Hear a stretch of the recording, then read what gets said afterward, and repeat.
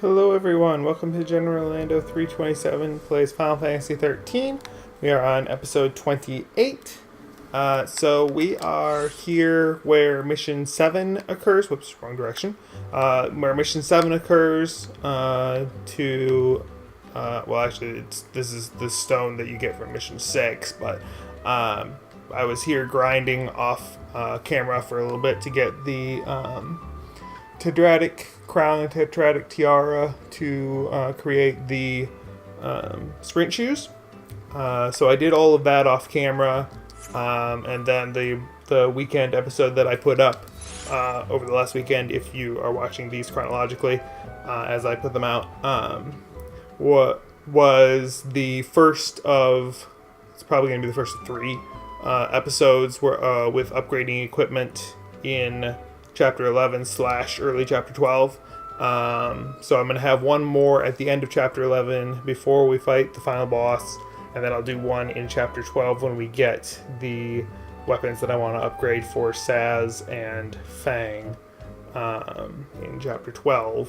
Actually, Saz, Fang, and a second one for Lightning in Chapter 12. So what I did off stream or off camera was grind for the gear, and then in the episode that I put up over the weekend, I showed you how to make not only the talismans we've already seen, the morale and bravery talismans, but also the sprint shoes and aurora scarves. So now I have those equipped on all 3 of my girls. So sprint shoes, aurora scarf, and then 1 talisman each, depending on which one I feel is most appropriate. So morale talismans for Lightning and Fang, and we'll see how that goes. I may switch Lightning out for a Blessed Talisman because she's primarily going to be... in fact, I think I will. We're going to switch this to a Blessed Talisman for now. I may change my mind on that, but for now she's going to get a Blessed Talisman because she's going to be primarily a Ravager for quite a while now. And then I also made, completely off camera, the Belladonna Wand and Axis Blade upgrades to top rank of this tier. I could transmute them into the second tier, but it would actually be a downgrade at this point, and I'm not going to spend the time grinding for the massive amounts of gil that it takes to get up to the max rank in that tier. So this is going to be what we get for now. I will show you how to do both of these when I do the second episode of the upgrades to equipment in this chapter. The other thing I did is you can see that basically everybody has a mass of CP except for Fang. That's because they all have maxed out their primary ranks in their primary roles for what's available in the Crystarium now, except Fang has 2 strength in the bottom left hand corner. You can almost see it through this is one thing I don't like about this, is that you can barely read those numbers, but there's 2 more strength nodes for her to get, which we will get during this episode easily. First thing we need to do to get to mission number 8, we're going to be doing missions 8 through 10. We need to teleport to the only other place we have to teleport to at the moment, the Subodran Highlands, also in the Astros Massif, but it's clear on the opposite side where we first entered from Valis Media. And then we're going to walk back to Valis Media Base Camp, and then the next stone we need to activate is right around there. Which will coincidentally also give us the teleport to Valis Media. This episode's probably going to be a little bit on the short side, only because when I did my test run on the time on it, you know what else I forgot to fix? No, I didn't. We're good.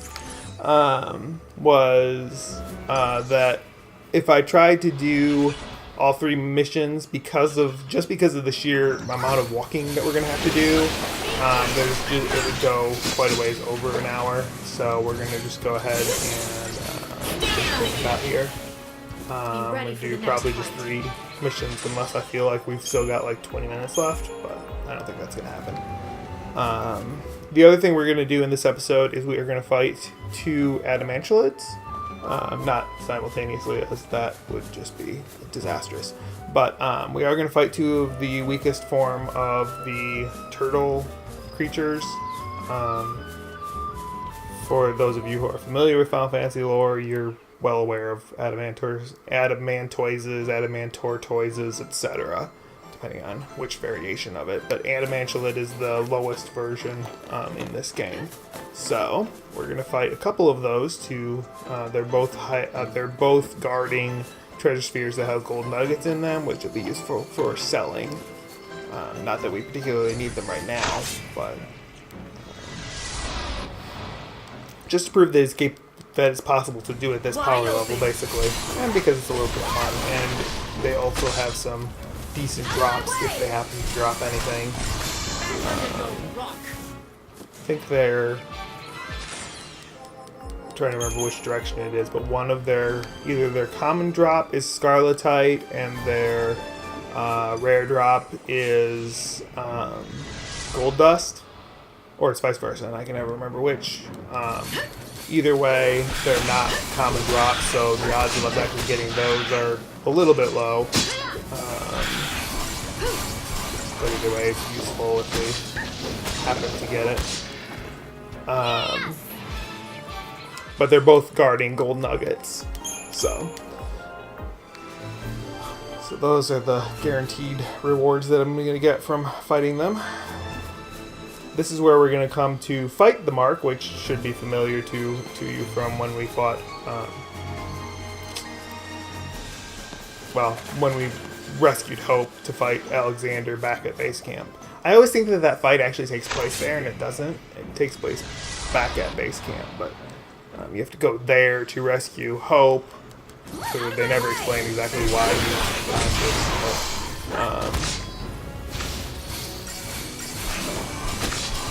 so then you go back and fight Alexander. But anyway, that's where we have to go.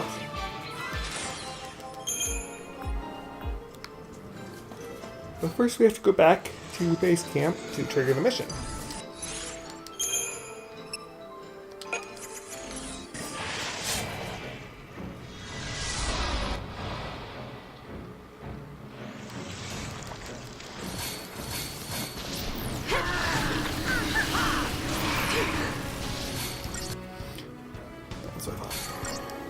Get him Paralyzed first. It particularly needs it.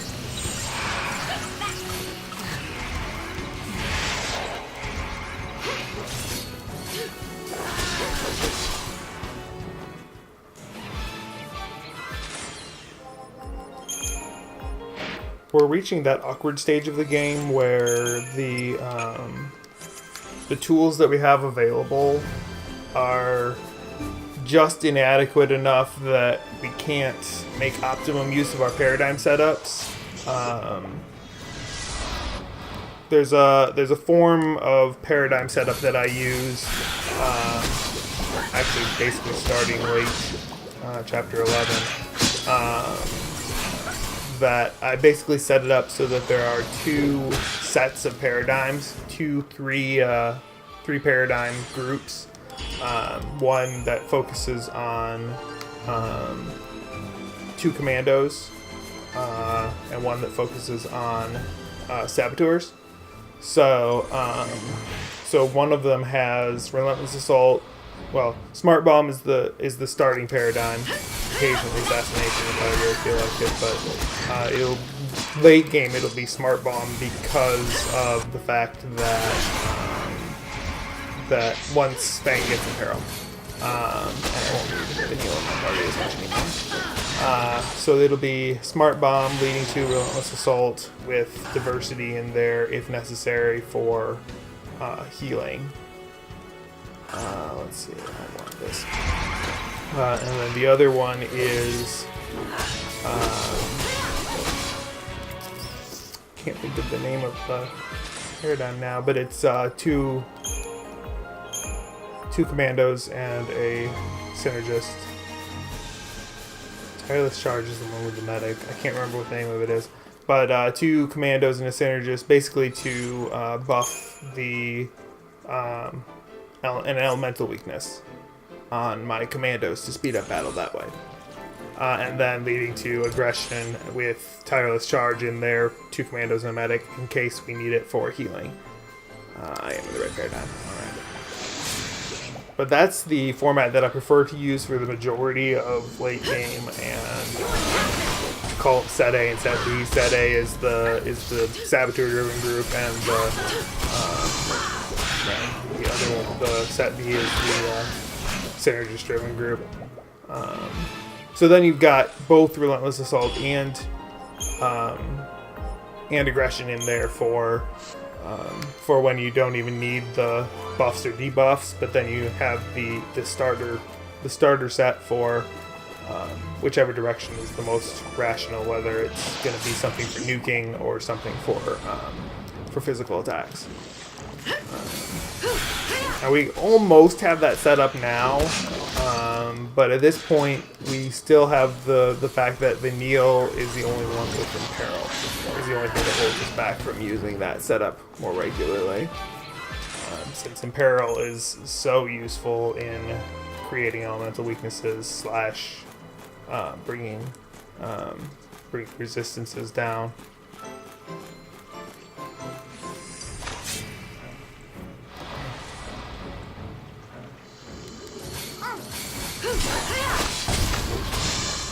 I really wish that when you defeated Alexander, they would change the enemies that were in this little stretch to something just a little bit harder. Because basically, once you've defeated Alexander, you can come back and forth through here. The only things that would be even a slight challenge are the Dire Flans. And it's just a waste of, it's not even like you even get good CP rewards from them. So I really wish they'd either give you a gimme through there and just let you just skip through them, or like that entire stretch only got me 10,000 CP, which, that's like one node. I'm not even sure that's one node, come to think of it. I'm gonna find out. Yeah, that's one node. Which, whatever. But either you're not going to go that direction because you're not going to go that direction for storyline, or you're going to come back here so overpowered that it doesn't matter. Anyway, here's the stone we need for mission 8.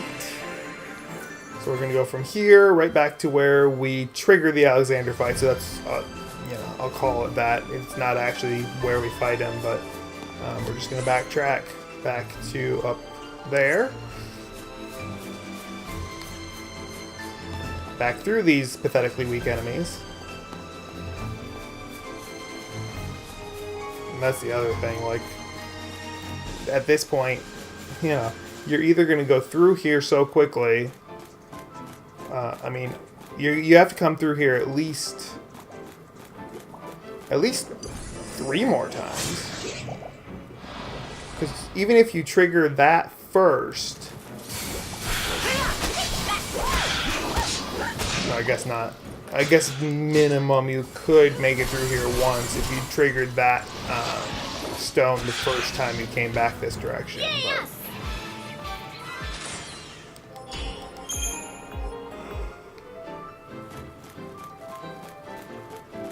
But I suppose that's not a horrible idea, but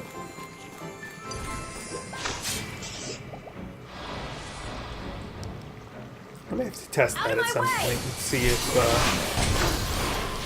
if that's really doable. Because I usually wait until, like I did here, I wait until I've killed Hecaton already, Well, that wasn't scary. gotten Vanille's last. Or Vanille's Eidolon. So if I waited until then, including all of the leveling that I do before that in Mahabara, you might be able to come through here. You might be able to do this one with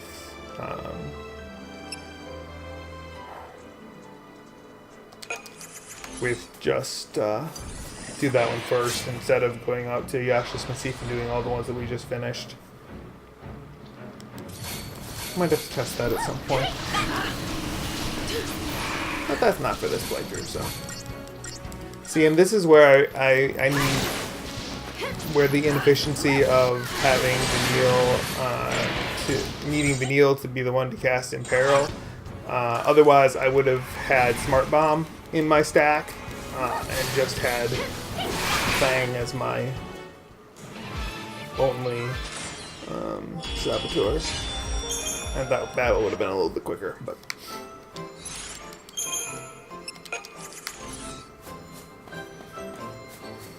I suppose I could always just leave Vanille as my lone saboteur, but then she has to individually cast D-Shell, D-Protect, and Poison before she gets to Imperil. So, then it's even slower to cast it, so it doesn't really help. At least with Fang also being a sab, she can help cast D-Protect and D-Shell. Then the only unique one that Vanille will cast first is Poison.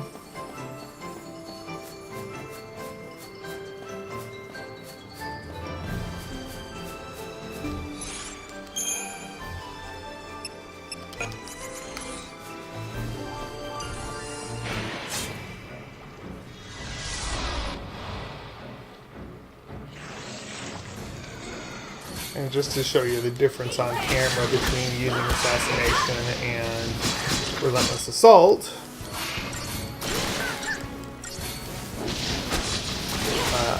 I checked the end of the battle with the gear that I currently have equipped, and of course the Starium development that I'm at. The damage that Vanille does with her fire spells without the debuffs on one of those dire flans is about 20,000, and that one she did 11,700. So that's how much the difference makes between having D-Protect, D-Shell, and Imperil on one of those.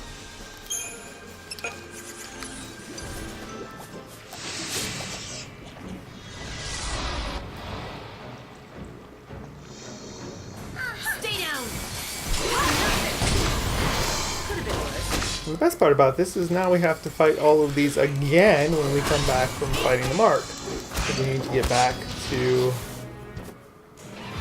Actually, probably faster to go the other direction.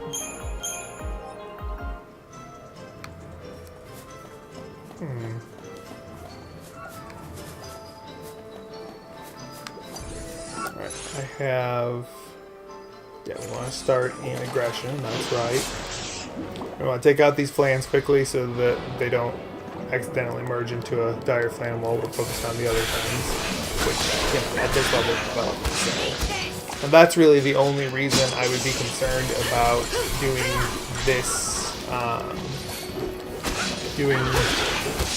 this mission before we did the ones down in Yashis, is because of the possibility of these flans merging.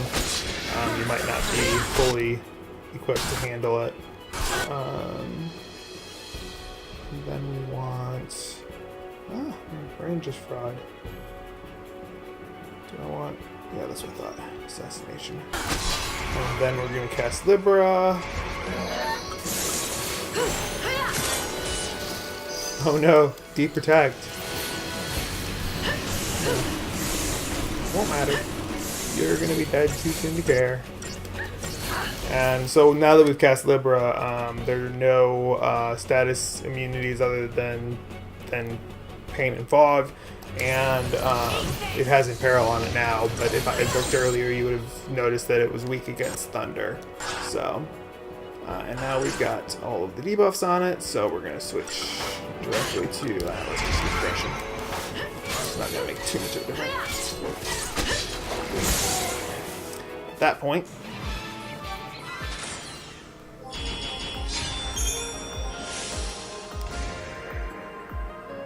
this gives you the collector catalog, which we will need later. That is an item that is actually very useful. Let's see. There it is. Item Scavenger, which gives you the odds of obtaining items. We are actually going to get 2 collector's catalogs in the game, but don't sell either of them because even though they don't stack on each other, you can't get the Connoisseur catalog without upgrading a collector catalog.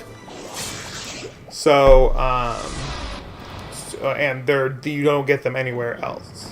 You get one here, and you get one in a treasure drop. Anyway, there's a total of 2 in the game, and you can't get any more. So if you want all of and the Connoisseur catalog is the one that gives you the, it has an increased chance of them dropping rare items, which you definitely want.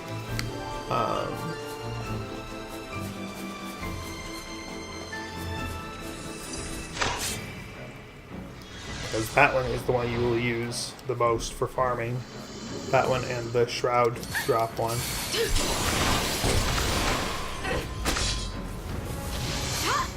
And the Shroud one isn't really necessary. It's more of just a bonus for a little bit of just a little bit faster way to make some gil. Or some extra Shrouds if you really need them, but by the time you get it, it's not going to matter all that much. Yeah, that's what I thought. It's actually a little faster to go to this teleport than to go backwards. Except that we don't have a teleport to go to, so we're just going to be teleporting back to there. 6 to 1 in picking. Because there's no more battles this direction unless I happen to run into that. I've got the delay axe if I feel like fighting them, which I can easily avoid. And the Gorgonopsids, which I can also fairly easily avoid or just take out one round. So we're just gonna miss this battle. Instead of doing all those really boring battles. And then I might get drawn into that battle. Nope. And then we can teleport back to the one that we just made at base camp. Save us all those really boring battles in between. 6 to 1 in picking. I'm not sure this is really any faster. Might be a little bit.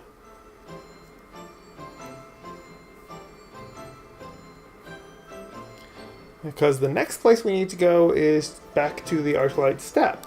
And the first thing we're going to do there is create a teleport just inside the Arclight Steppe. So, we're going to skip the one that we see on the way to Arclight. That one's a little bit further along. I think we will do that one before we finish this chapter. Can't remember exactly which ones we do yet. What mission is this? Mission number 32? No, never mind. Well, we're not going to do that one until post story. So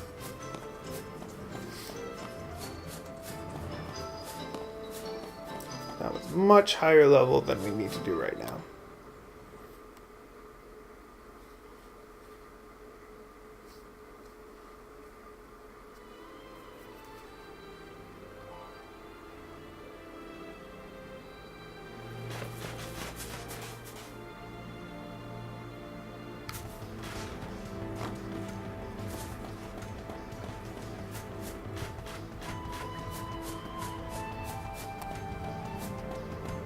Yeah, it's taken us just over 20 minutes just to do one mission, from just because of walking and the forced battles, obviously. But all right, this is the one we need to do next. So mission 9 is the one that's right inside the Arclight Steppe as you come in from Valis Media, and it will be the one that we create a teleport stone for.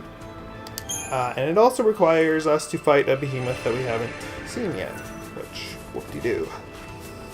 It's actually not that hard of a fight because if you know the trick, it's pretty easy to get a preemptive strike. If you don't know the trick, then you're in for a real fun fight. But thankfully, you've got me to tell you what the trick is. Aren't you so thrilled? It's okay, you can say yes. So our target's right over there. Right there. But first we're going to clear these two out of the way, just because we don't want to get distracted by them as we're trying to get our preemptive strike. And it takes a whole lot. Good night, sunshine. As if there was any doubt. Yeah, 9 seconds. Real time delay there. Alright, so, as we know from most behemoths, the only way you're going to get a preemptive strike without using a Deceptisol is to approach them from directly behind. Obviously, we can't approach this from directly behind because, well, it's got a giant pond behind it. So what we're going to do is stay outside of its radius and make use of the terrain over here. There's this little outcropping here. We are not inside its awareness. So what we're going to do is we're going to just hop up here and take a few steps in until we are inside its awareness. Yeah, so about that. Thank you. Why didn't that work properly? Okay, that's supposed to draw it farther out. Huh. That's very strange. What's going on with this awareness radius? Like, I'm standing right in front of it. That's a glitch. Interesting. So normally what you would have to do is draw it over to where we were standing and then hop back down. And then go, when it came back, it'll be facing towards the pond instead of away from it. This could be a bit more of a challenge without that. Let's see if I can pull this off, because I did turn it a little. I might be able, since it apparently has no awareness radius now. And we're right behind it, so that's where I want to be, except I need to set this up differently, because I want to be in exploitation. If you get a preemptive strike, exploitation is the way to go. If you can't get a preemptive strike, then you need to start an assassination to try to do it that way. But we're right behind it, and okay, that's going to work. So that's a glitch. That's not supposed to work that way. What we need to do first is Libra it. Just so we don't have to fight it again. Although we're going to be fighting a lot more of these, it really doesn't matter. But mostly for the sake of having its weaknesses known to my casters as soon as I get that far.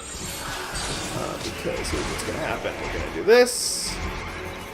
And yeah, it heals, it removes debuffs, whatever. But then we're just going to launch it, and now we can kill it very easily, even without debuffs.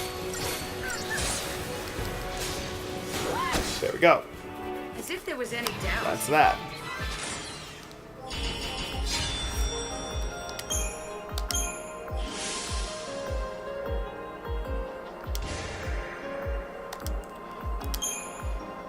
All right. So that's all there is to that. And now we have a teleport stone here, right on the edge of the artillery step. So that's going to be one that we use most frequently. And then there's one that was going to be created over here. In here-ish. For the opposite end of the step, near Mahabara. But the next thing we need is... Now that you know the secret to this, you can actually spam this battle over and over and over again. And actually, I think I might do it one more time because I do have some extra time this episode. And because I want you to... hopefully the glitch won't occur again and I can actually show you how you're supposed to get a preemptive strike on it.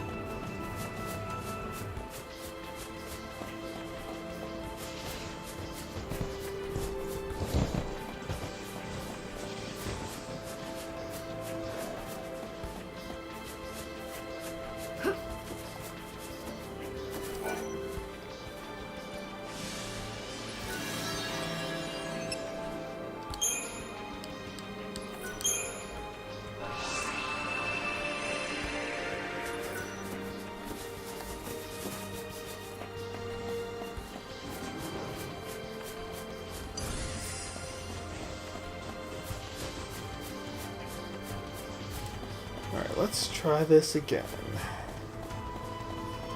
We have to kill those again, which is kind of annoying, but whatever.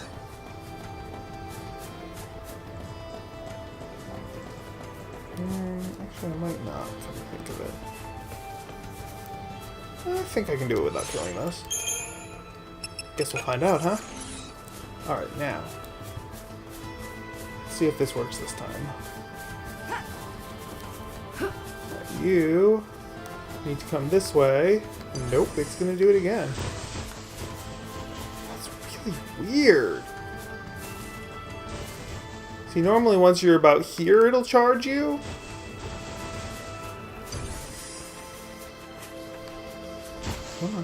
There we go. So that's what it needs to do, is it would normally charge you there.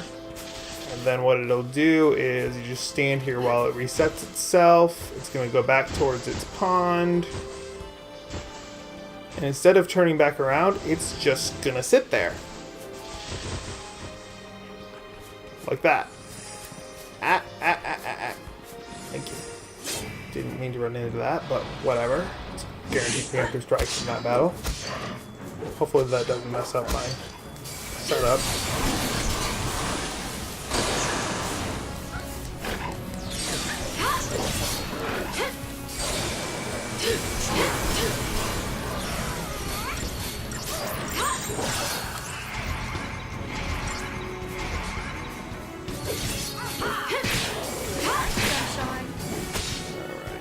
As if there was any doubt.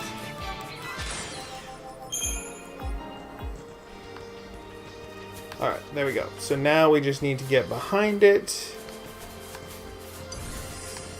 Yeah, fine. Fight me. Okay, don't fight me. That works. There we go. So that's the way it's supposed to work. Although it's still, that range wasn't quite right, but... That... This time we're going to try to kill it before it stands up. There we go. And I was just getting started. And that's just something you kind of got to get a feel for as to where you're going to be able to switch to Relentless Assault and see how quickly you can kill it based on what debuffs you have on it. Same thing with the Behemoth Kings that are around here. One thing we're going to do next episode is we are going to fight a pair of Behemoth Kings simultaneously. Hopefully we're only going to have to fight one pair because that's still not a fun fight. Because we will not have a preemptive strike on that. So, and I am not going the right direction, am I? I mean, I am, just not, like, usefully. So now we need to go... Oh, you know what? I forgot to actually get the mission first.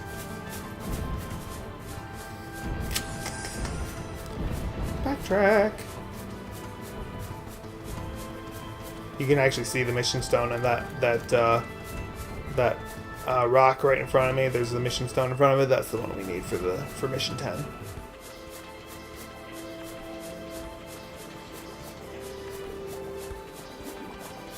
Alright, so the mission 10 mission stone is just north of the stone that we did for mission 9. Past the one for mission 1. Got this little rock structure.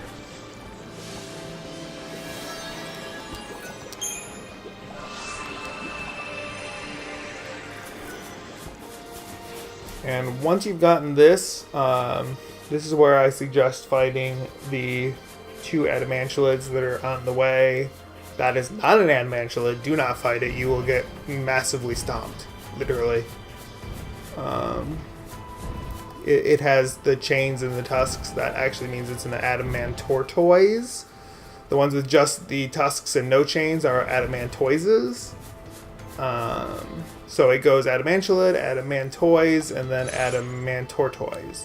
And then once you do a certain mission, those all get replaced by gooeys and long gooeys. Which I honestly, for all the hours that I've spent in this game, I have not even bothered to try to fight the gooeys or the... Wait, no. They get replaced by long gooeys and Xiaolong gooeys. Anyway, I haven't bothered to fight those because if they don't give you anything. By the time you're able to fight them, you don't get anything from them, so it's not worth it. Other than there is an achievement for killing a Xiaolong gooey, but whatever. Like I have said previously, probably a long time ago at this point, I am what I consider to be a practical completionist. If there's nothing in it for me besides a trophy, I don't care. Let's do this one. Just because I feel like it. And this will be an easy battle.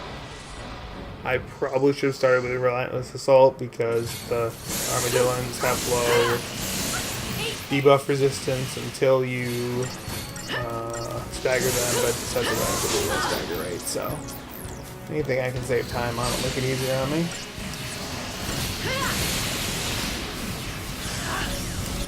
Does it not have deep attack? No. Why are we not casting deep attack? Weird. we got everything we care about, so let's just finish this.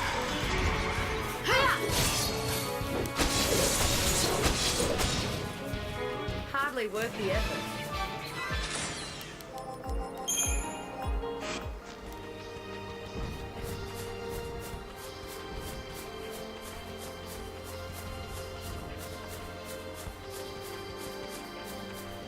So that one does not have the chains, but it has the tusks. That's an adamantoise. Wait, does it have tusks? Hi.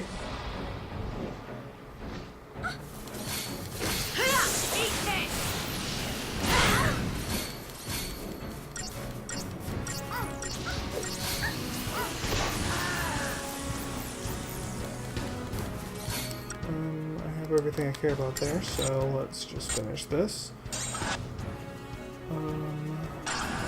Change of plan.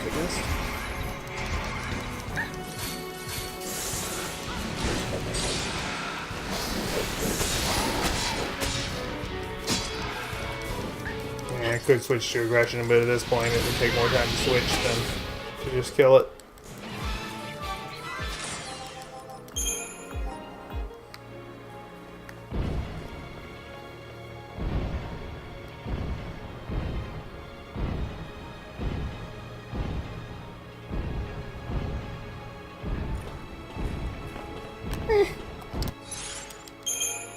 Alright, I'm in the right.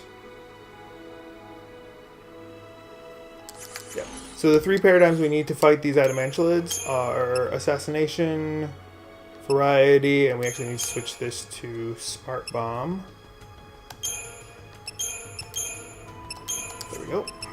Those are the three that we need to do this, plus aggression will finish it, but I can't tell if this is an adamantalid or an adamantoise. That's an adamantalid, we're good.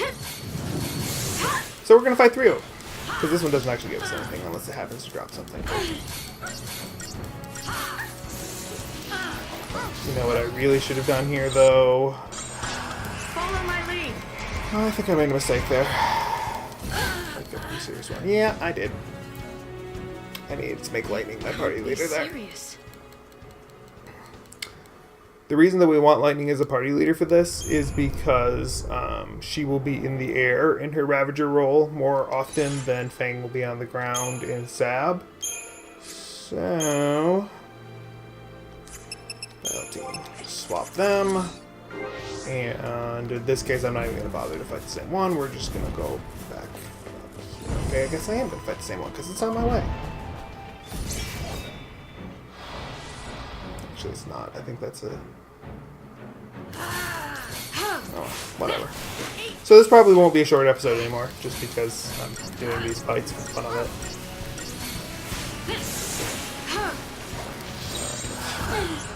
Time for another approach.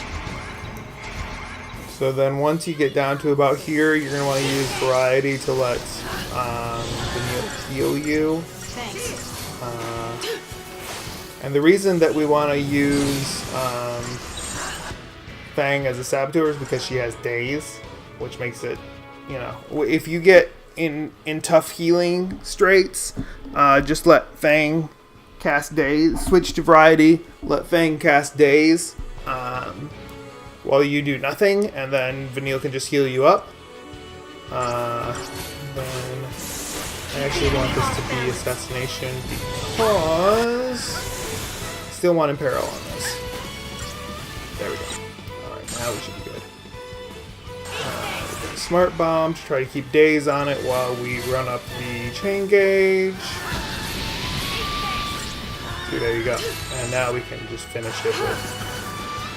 Once you're back up, once you're up to 999, you may as well just use,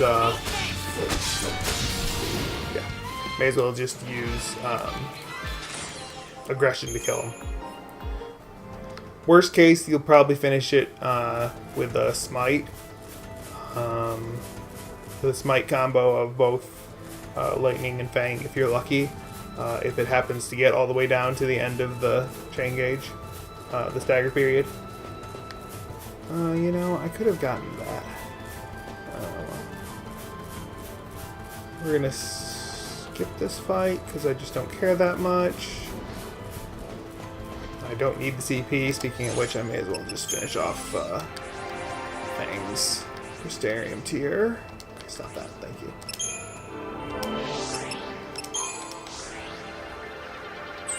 And there we go. That's the end of that. So now everybody's finished off their primary roles for this level of the Crystarium tier, and we're just building up for the next tier.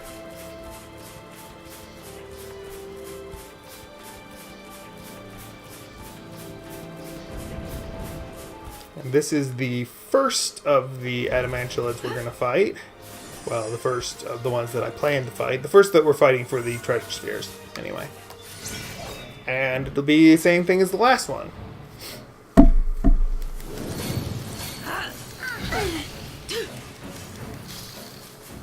And don't forget that you have Renew in case you really get in trouble.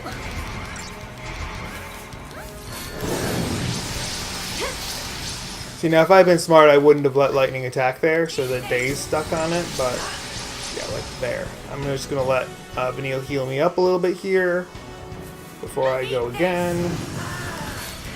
Except for the fact that she didn't have Curse on it, so that's not good. Probably already had Curse on there. Oh, that's fine. We're going to do... Not that. That is not what I wanted. That is anything but what I wanted. Thank you. Try to get Imperil on it. There we go. Relentless Assault. Don't forget that as long as your party leader is in the air, it will switch paradigms immediately rather than doing any kind of delay, which is very useful. Aggression. Finish it. Hopefully without killing lightning. That works. But that's enough. No, it isn't. Right now would be good. No hesitation. Thank you. That would finish it.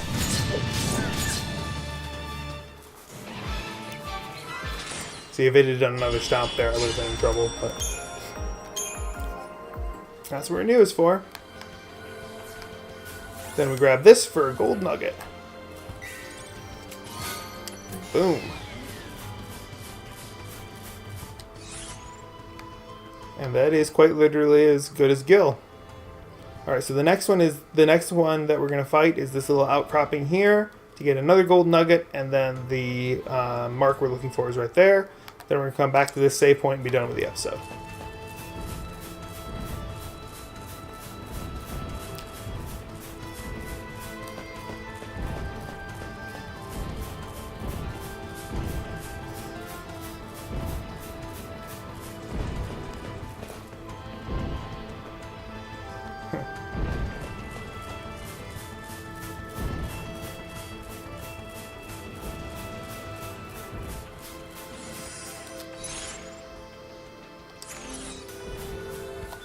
I don't know why. I was checking to see if we were set up right. Of course we were set up right. I just fought 2 of these things. Do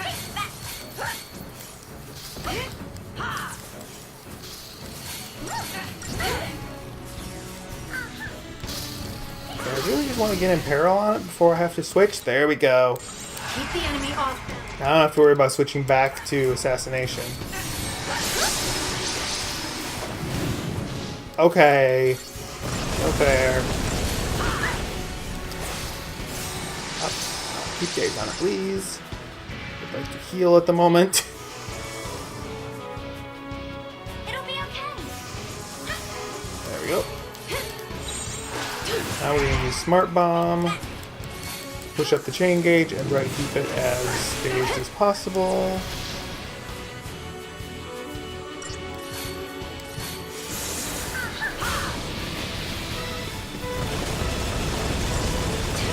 Still finish it. There we go.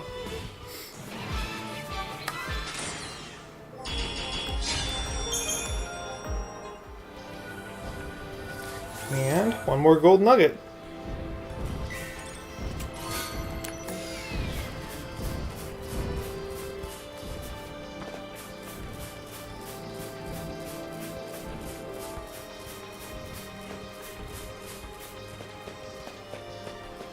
I could very easily kill that behemoth now, but Again, we don't need the CP, and it's just another fight that we don't particularly care about.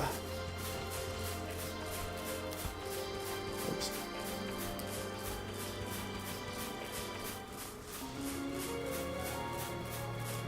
This one I'll fight just because it's trivially easy.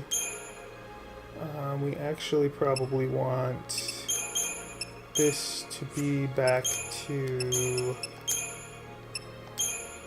exploitation. Be an easy way to take out both of these. Hi.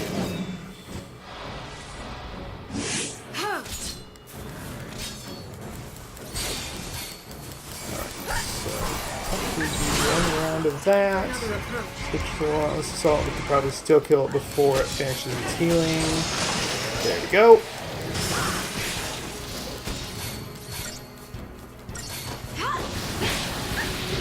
And there we go. Easy peasy. Remember back when that was a challenge? Even with a preemptive strike? Alright, and here's our mark. And this is incredibly simple. Relentless Assault is all we will need. Just wait for a second. And do exactly the same thing with the behemoth and just go straight toward its back. The hardest thing about this fight is remembering to cast Libra. Seriously, that's the hardest thing about the fight.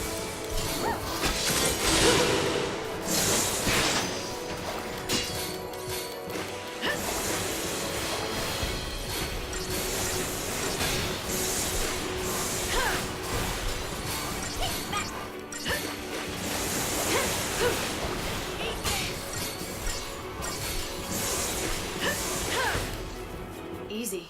Yep, that was it.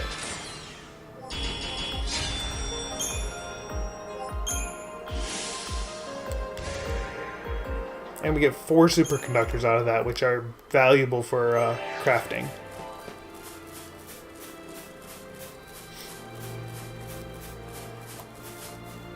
Yeah, see, this is still only a 47-minute episode. So we're going to come back here. If I hadn't stopped to do that other adamantulid, we might have had enough time to do the next mission, but we are going to be fighting some pairs of Behemoth Kings, and those are not particularly fun, so those could go wrong very fast, and then we have to go clear across the steps, so we're going to stop in the shop here real quick so I can show you how much those gold nuggets are worth. So those 2 gold nuggets, we just made 120,000 gil, because that's all they're good for. Boom. We went from 357 gil to 120,357 gil in the span of 2 fights. So that's why we do that. Later on, when we are capable of taking down the Adamantor Toys enemy, we are going to be farming for those gold nuggets, because that's their common drop. Their common drop is gold nuggets, their rare drop is dark matter, which we will need for... dark matter or trapezohedrons? No, dark matter. Which we will need to upgrade to the last tier of our weapons. But that won't be until after the storyline. We don't really have anything else to build right now until I do... I mean, I could build a couple more maxed out top tier weapons, but I'm saving that for the other video. So that's going to do it for this episode. The last few episodes have been a little long, so this one's going to go a little short. Average them out a little bit. I don't want to save over that. I don't think I want to save over that either. Think about this. 628. That one will be fine. Those are way back. Alright, so yeah, I'm gonna save over this one.